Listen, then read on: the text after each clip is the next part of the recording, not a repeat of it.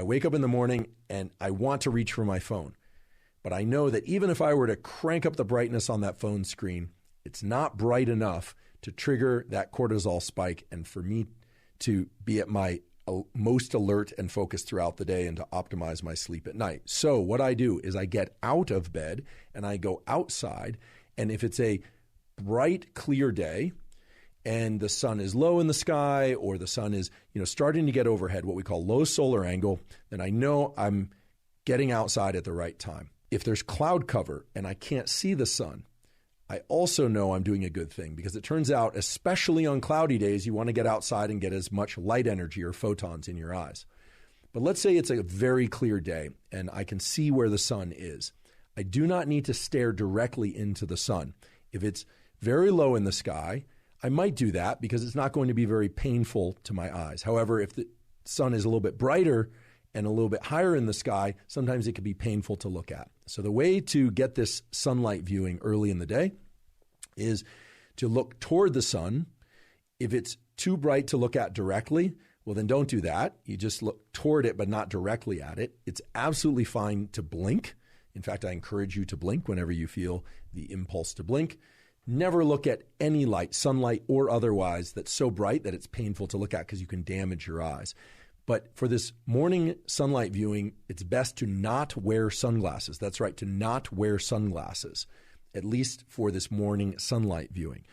It is absolutely fine to wear eyeglasses or contact lenses, so-called corrective lenses. In fact, those will serve you well in this practice or this tool because they will focus the light onto your neural retina and onto those melanopsin intrinsically photosensitive ganglion cells.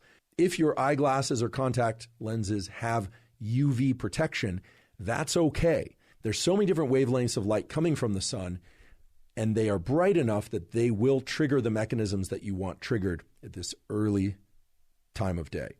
So try and get outside, ideally within the first 5 minutes of waking, or maybe it's 15 minutes, but certainly within the first hour after waking. I want to share with you 3 critical things about this tool of morning sunlight viewing. First of all, this is not some woo biology thing.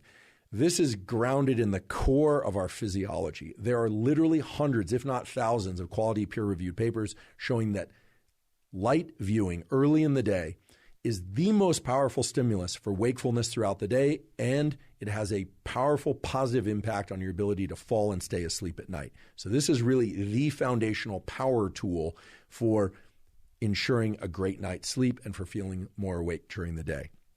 Second of all, if you wake up before the sun is out, you can and probably should flip on artificial lights in your internal home environment or apartment or wherever you happen to live if your goal is to be awake.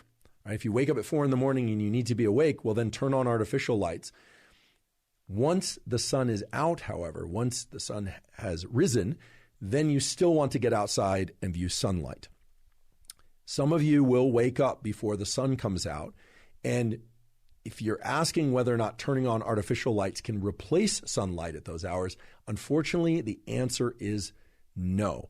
Unless you have a very special light, we'll talk about what kind of light, the bright artificial lights in your home environment are not, I repeat, are not going to be sufficiently bright to turn on the cortisol mechanism and the other wake-up mechanisms that you need early in the day. The diabolical twist, however, is that those lights in your home or apartment or even on your phone are bright enough to disrupt your sleep if you look at them too late at night or in the middle of the night.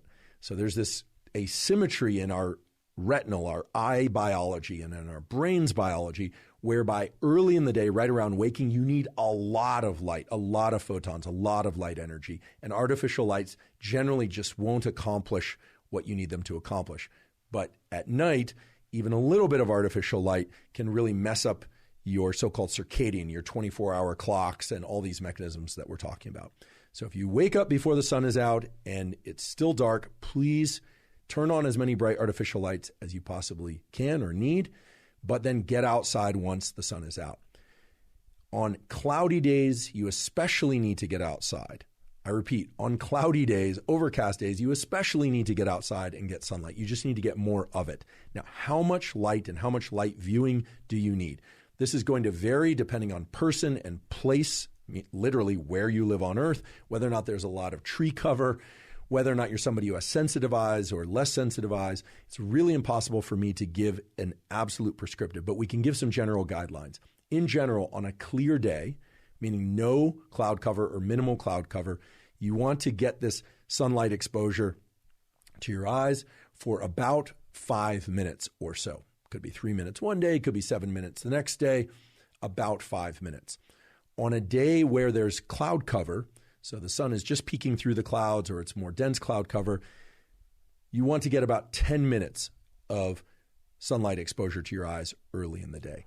And on days that are really densely overcast or maybe even are rainy, you're going to want to get as much as 20 or 30 minutes of sunlight exposure. Another key thing is do not forget about, just don't try and get this sunlight exposure through a windshield of a car or a window, whether or not it's tinted or otherwise. It takes far too long. It's simply not going to trigger the relevant mechanisms. You would be standing there all day trying to get enough light into your eyes from the morning sunlight, and by then the sun will have already moved from low solar angle to overhead, and it simply won't work for all sorts of mechanisms related to your circadian rhythm functions. So just don't try and do it through a windshield, sunglasses, or a window.